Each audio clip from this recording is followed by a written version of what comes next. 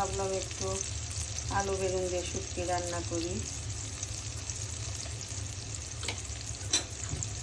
সেটাই তোমাদের সাথে শেয়ার করার জন্য চলে আসলাম।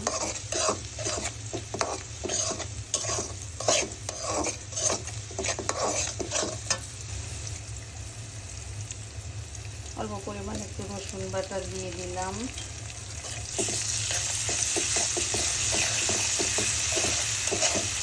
গ্যাসে যা প্রবলেম করে যা বলার মতো না, নিজের জন্য রান্না এত দেরি হয়, ভাত খেতে খেতে দেখা যায় 3টা 3:30 বেজে যায়।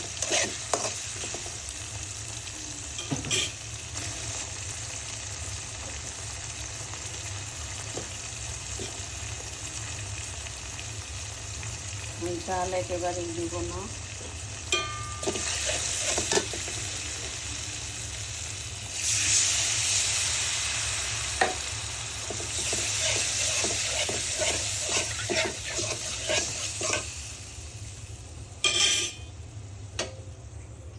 হ্যাঁ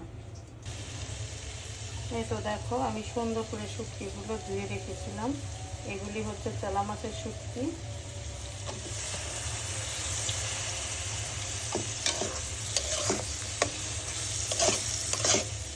শুটকিটাকে একটু কষিয়ে নিব।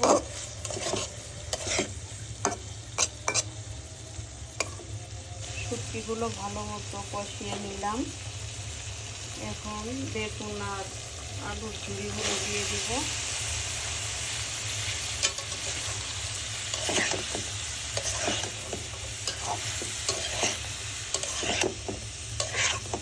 এভাবে আমি ভালো করে নেড়ে একটু মিশিয়ে নিব।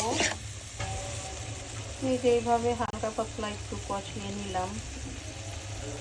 অল্প পরিমাণে একটু ঝোল দিয়ে দিব, কারণ এটাকে তো আমি কষা কষা করবো।